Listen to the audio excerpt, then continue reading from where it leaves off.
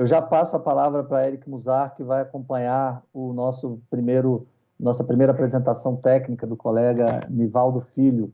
Eric, tudo certo por aí? Tudo certo. Muito obrigado. Siga você por aí e vamos em frente.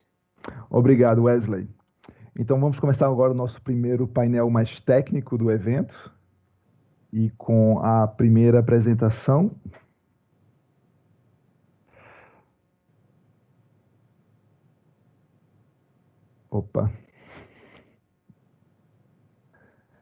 Então a nossa primeira apresentação vai ser com o nosso colega do TCU, Nivaldo Celso.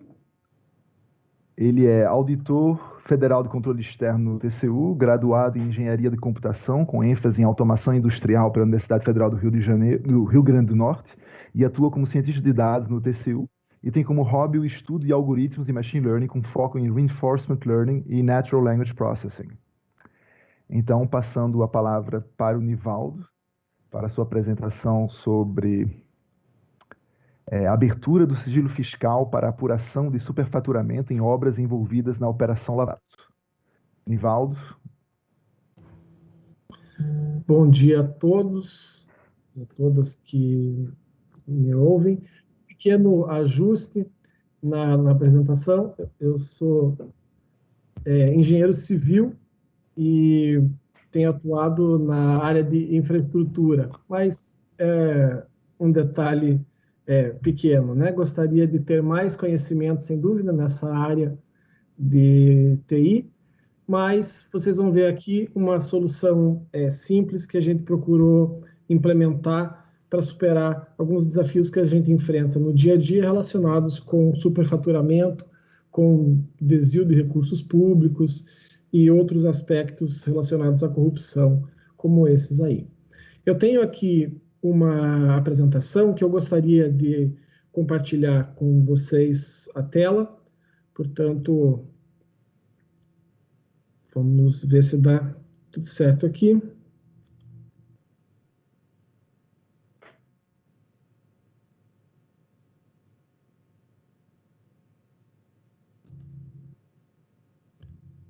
Tudo certo? O Eric vai poder me dizer se está com a tela da apresentação, é isso? A gente ainda vem na tela, mas com a apresentação e as suas anotações. Não está na tela só de apresentação. Então eu tenho que trocar de tela. Isso. Não, então vamos ver como é que eu mudo esta tela. Isso é um problema. Me desculpem aqui. Deve ser essa aqui, tela 2. Não, essa ainda é a... Pronto, perfeito. Isso. Então agora eu fiz essa apresentação junto com meu colega Celso Bernardes Silva, que infelizmente não pôde estar presente hoje, ele está com outro compromisso inadiável, então eu vou apresentar sozinho. O Celso é quem verdadeiramente é o entendido no aspecto de TI para esse assunto, embora aqui, como vocês vão ver, temos uma solução bastante simples do ponto de vista de TI. Bom, o problema no qual nós estamos focados, como eu comentei, é a corrupção. Não tão amplo assim. O desafio aqui é calcular o superfaturamento, a vantagem indevida, o dano ao erário de alguns atos de corrupção em contratações públicas. Isso tem sido feito mediante o cálculo do superfaturamento. Mas o que é superfaturamento? Bem, uma contratação pública, qualquer que seja, no caso obras de infraestrutura, por exemplo, onde eu tenho atuado, a empresa contratada vai ter um custo para produzir aquele serviço, aquela obra, e naturalmente ela vai ter direito a um lucro usual, um lucro dito normal. O superfaturamento começa a acontecer, se torna viável quando a empresa, por alguma forma, majora o seu lucro. Isso significa que, dentro desse contexto, ela vai ter um custo real que é menor do que aquele informado e um lucro majorado que é muito maior do que seria usual ter naquele mercado. Esse lucro majorado contém dentro dele o chamado superfaturamento. Então, o superfaturamento, nesse sentido, é um excesso de lucro, uma vantagem indevida que a empresa passaria a ter na contratação pública. E isso, geralmente, esse superfaturamento e essa vantagem indevida, muitas vezes ela é mascarada na forma de despesas fictícias. Essas despesas fictícias têm um significado fiscal muitas vezes diferente. Podem ser pagamentos para empresas fantasmas ou laranjas, elas podem se apresentar na forma de notas fiscais superfaturadas ou frias, ou ainda maquiagens contábeis. E o cálculo do superfaturamento é muito importante, porque dentro do combate à corrupção, que é tido como uma decisão racional, é muito importante que aquele que praticou o ato perceba que o crime não compensou. Ele precisa, em outras palavras, devolver aquele valor que ele se apropriou indevidamente e ainda receber uma sanção para ter a sensação e repassar a sensação à sociedade que não vale a pena. Então, o crime não pode compensar, e isso significa que o infrator não pode ficar com o produto do delito. Nesse contexto, no controle externo, também no controle interno, na administração pública como um todo, se usam processos chamados de tomadas de contas especial. Eles são processos específicos para calcular o dano ao erário, e ele tem o propósito de identificar não só o que, mas o quem, né? E especificamente no que nós estamos tratando aqui, o quanto efetivamente foi desviado, o quanto efetivamente foi superfaturado. O problema é que a demora no cálculo do superfaturamento dificulta esse processo de reparação do dano erário e de imposição de uma sanção àqueles que praticaram esse ato de corrupção. E, nesse contexto, as notas fiscais são um instrumento importante para esclarecer os fatos, se houve ou não superfaturamento, e, mais especificamente, qual foi o valor dele, quanto isso representou de dano ao erário. Isso tem sido feito na área de infraestrutura, usualmente com as ferramentas de engenharia de custos, em que se faz uma amostragem dos vários serviços que compõem uma obra, fornecimento de materiais, mão de obra, equipamentos, por exemplo, e vão se somando os valores de cada uma dessas parcelas de modo a se chegar num orçamento, num valor previsto para aquela obra. É assim que a administração pública faz, e é assim também que aquela empresa que vai executar a obra faz, naturalmente, com os seus referenciais próprios. A administração pública tem os seus referenciais, tabelas públicas com base em pesquisas de preços que são feitos com frequência, de modo a se saber qual o valor desses principais insumos que são utilizados na área de obras, por exemplo, e de modo a se conseguir obter o valor dessa contratação. A forma de se fazer isso se utiliza da composição de preço unitário, que uma boa referência seria uma receita de bolo, em que contém não só os ingredientes, mas também quanto deles precisa ser utilizado para produzir aquele serviço e também qual o custo de cada um desses ingredientes, de modo a se poder chegar ao custo total, o custo unitário deste serviço que vai compor a obra como um todo. No caso do exemplo aqui, nós temos concreto de 40 megapascal, de alto desempenho, com adição de microsílica e fibra de polipropileno. É um concreto não tão, mas que tem uma composição aqui muito, muito simples em vista de outras composições de preço unitário que se enfrentam. Nesse contexto, se procura saber quais são os preços unitários de cada um desses insumos, seja ele mão de obra, materiais ou equipamentos, de modo ao aplicar os seus coeficientes, terem os seus custos parciais, no caso aqui nós vemos pedreiro e servente, e na sequência os outros insumos que compõem o preço desse concreto que queremos, nesse exemplo aqui, saber qual é. E com o somatório desses fatores, aplicando uma coisa chamada BDI, que é uma forma de lucro e também despesas indiretas, de alguma forma mensura o lucro que a empresa deveria ter, mas também contempla as despesas indiretas que ela teria, chegaríamos a um preço unitário. Bem, como que isso se insere no contexto do uso de notas fiscais? O uso de notas fiscais, ele, como eu falei, possibilita saber quais os custos que a empresa efetivamente incorreu na composição de cada um daqueles serviços. E nós começamos a fazer isso, primeiro por autorização judicial. Nós tivemos casos de 9 empresas que tiveram compartilhamento do sigilo fiscal, autorizado pela 13ª Vara Federal de Curitiba. Recebemos uma quantidade inicial de 374 mil notas fiscais, que representavam mais de 1 milhão de itens listados e um valor de venda nominal de 4,86 bilhões de reais relativos a esses contratos. É importante dizer, embora isso não seja tão específico do tema aqui, que o compartilhamento do sigilo fiscal ele se dá com base no artigo 198 do Código Tributário Nacional. E ele pode ser por via judicial, conforme eu já comentei, ou por via administrativa, o que significa que os órgãos de controle podem solicitar essas informações à Receita Federal, Estadual, Distrital, Municipal, administrativamente, sem necessidade de determinação judicial. Isso, como eu falei, tem alguns requisitos que estão previstos no Código Tributário Nacional, e o TCU tem uma resolução que é desde 2007.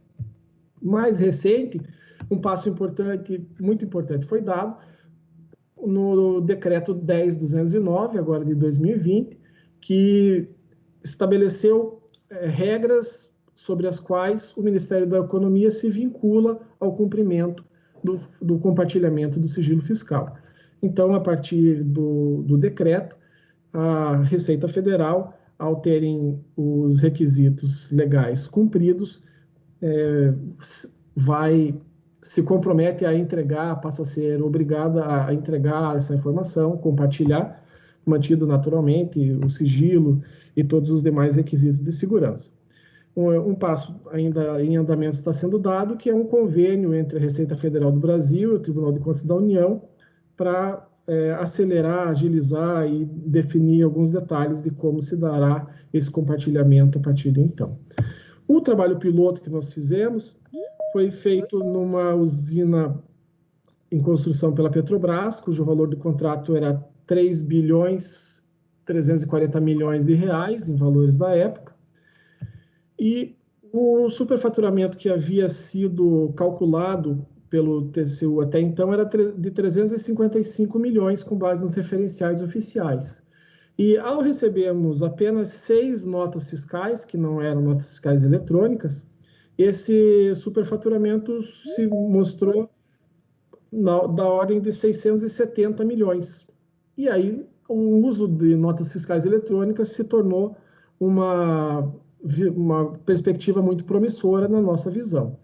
Quando isso aconteceu, ao passarmos a utilizar as notas fiscais eletrônicas no cálculo do superfaturamento, os valores, tanto da amostra como do sobrepreço, cresceram e o tempo de análise caiu muito, se tornou muito mais produtivo, portanto, fazer a análise do superfaturamento, fazer o cálculo do superfaturamento com base em notas fiscais eletrônicas. Como nós fizemos isso?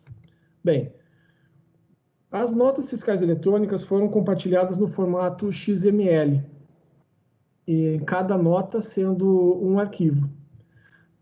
Logo em seguida, elas passaram por um ETL, com base no Informática Power Center, que levou esses dados, portanto, para um banco de dados relacional.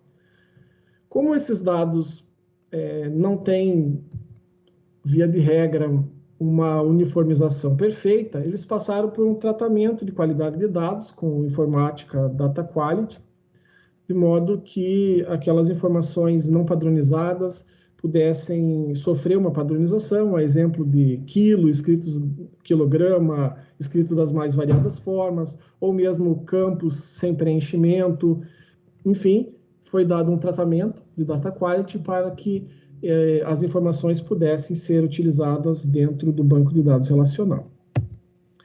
Como o Excel, que é a nossa ferramenta de uso diário, não se mostrou eficiente no tratamento dos dados diretamente, e também por questões de segurança, foi feita a vinculação dos dados no banco de dados, de modo a garantir a segurança e também melhorar o desempenho do tratamento desses dados. E assim, com o uso do Excel, programado em VBA, foram feitas as análises mediante a consulta integrada do Excel ao banco de dados. Era necessário fazer uma ferramenta de busca, e ela foi feita também no próprio Excel. Vocês veem uma solução bastante simples para o nosso público de TI. Então, foi feito um campo de buscas no Excel, de modo a se identificar aqueles itens nas notas fiscais que guardavam alguma correlação com os itens contratados em análise para o cálculo do superfaturamento, de modo que, com o uso dessa ferramenta no próprio Excel, os insumos correspondentes registrados nas notas fiscais do banco de dados eram pesquisados e os seus custos unitários passaram a alimentar os respectivos custos referenciais na planilha Excel utilizada. Nós utilizamos essa solução, como eu falei, porque ela é uma solução bastante simples e possibilitou que mesmo quem não tinha nenhum conhecimento avançado de TI tivesse condição de utilizar essa referência, a saber, as notas fiscais eletrônicas. Porém, quando se fala em sigilo fiscal ou na coisa fiscal, existem impostos, existem um conjunto de valores que precisam sofrer um tratamento adequado, de modo a possibilitar que os itens tratados ali, aqueles que nós gostaríamos de saber os seus preços unitários, possam representar a realidade. Nós temos impostos nacionais, federais, municipais, como a maioria dos nossos ouvintes brasileiros sabem, naturalmente, e isso precisa ter o adequado tratamento.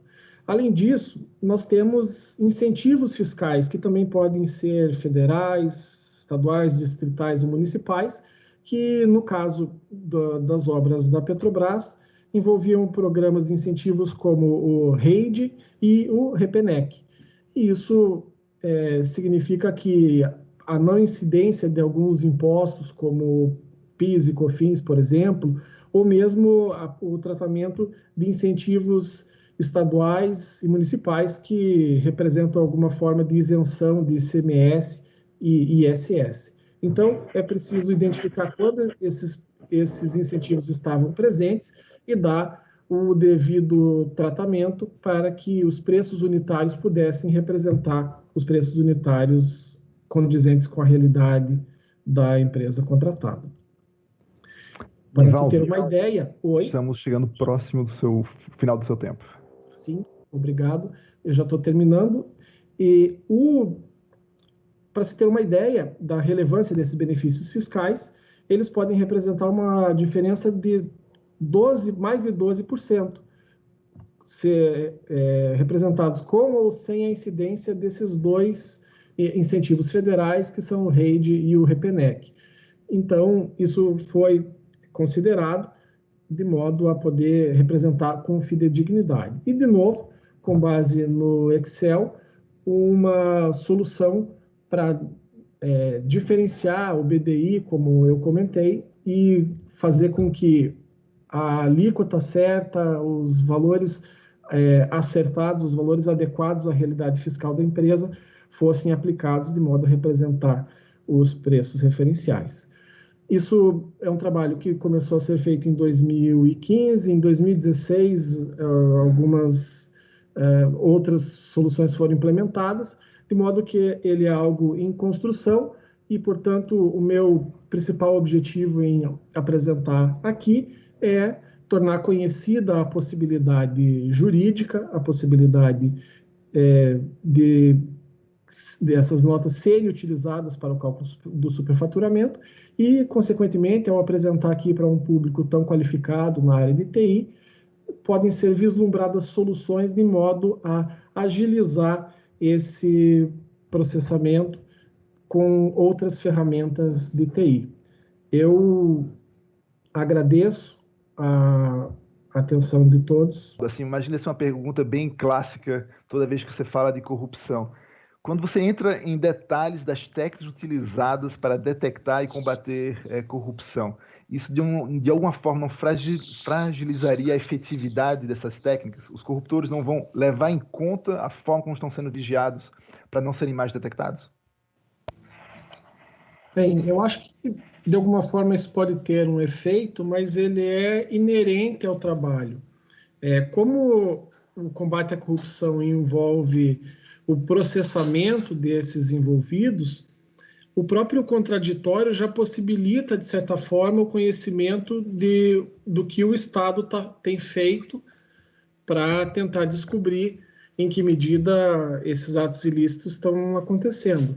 Então, eu entendo, sim, ele é algo que, em alguma medida, torna possível que os envolvidos nisso tenham conhecimento de como o Estado está utilizando, mas, de alguma forma, ele é inevitável. O que a gente, por vezes, procura é postergar a divulgação dessas técnicas ou mesmo não entrar em detalhes tão precisos de uma forma pública nesse contexto. Veja que esses trabalhos foram feitos em 2015, 2016, e essa é a primeira vez que a gente apresenta em público com algum nível de detalhes um pouco maior.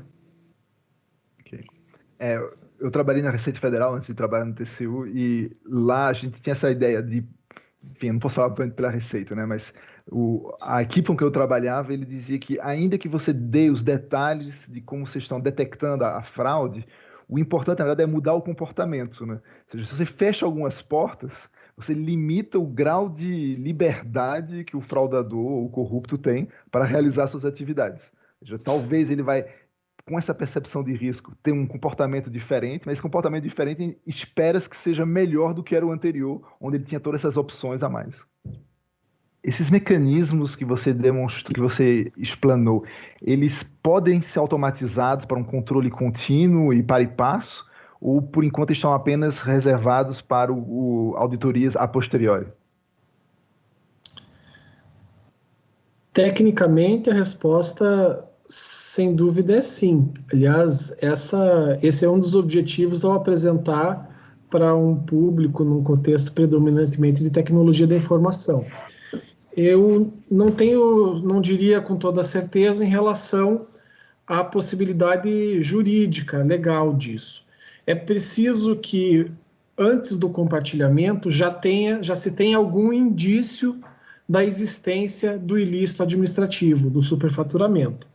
Então, a maneira de viabilizar isso, conciliando esses dois desafios, seria, ao meu ver, ter uma ferramenta que identifique o superfaturamento de uma maneira preliminar. O TCU tem uma ferramenta chamada SAL, que ao trabalhar integrado com o Alice, que é a nossa perspectiva, poderia viabilizar essa fase inicial, e em seguida a agilidade no compartilhamento dessas informações poderia viabilizar esse tratamento mais em tempo real, quem sabe com tecnologias aí de inteligência artificial, enfim.